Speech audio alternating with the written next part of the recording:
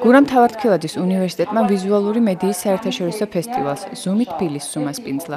ფესტივალში 3 ფოტო, ბიზნეს მედია და ტელესექციები მუშაობდნენ.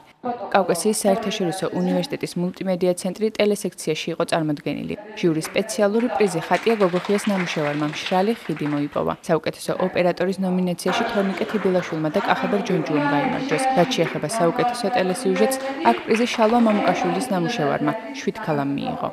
ფესტივალზე კავკასიის საერთაშორისო უნივერსიტეტის მულტიმედია ცენტრმა სულ 7 ნამუშევარი წარადგინა. მათგან 4 მშრალი ხიდი, შვიდქალა, პატოვიმა და ჩრდილების თეატრი გაიმარჯვა. ჩვენ ვარ ძალიან ბედნიერები, იმიტომ რომ ძალიან ბევრი მონაწილე იყო, როგორც ფოტოსექციაში, როგორც ტელესექციაში, როგორც განსაკუთრებულად მინდა ხაზი გაუსვა, ბიზნეს მედია პროექტები. იყო წარმოდგენილი ძალიან საინტერესო ხედვა, კონცეფციები და ასე შემდეგ. თითქმის ყველა ნომინაციაში ავიღეთ პრიზი. სამწუხაროა ის ფაქტი, რომ არ არიან თავად სტუდენტები, იმიტომ რომ წასულები არიან, სწავლობენ, სტაჟირებას გადიან საზღვარგარეთ. ერთ სიტყვით ეს არის ძალიან დიდი სტიმული სტუდენტებისთვის მსგავსი წამოწყება და არა მარტო მათთვის, ეს დიდი სტიმულია ჩვენთვის, პედაგოგებისთვისაც. ვიზუალური მედიის საერთაშორისო ფესტივალი ზუმი თბილისი პირველად ჩატარდა. მასში მონაწილეობას 11 უნივერსიტეტიდან 45 ავტორი იღებდა. ფესტივალში საქართველოს გარდა დიდი ბრიტანეთი, საფრანგეთი, ლატვია და ავსტრია მონაწილეობდა.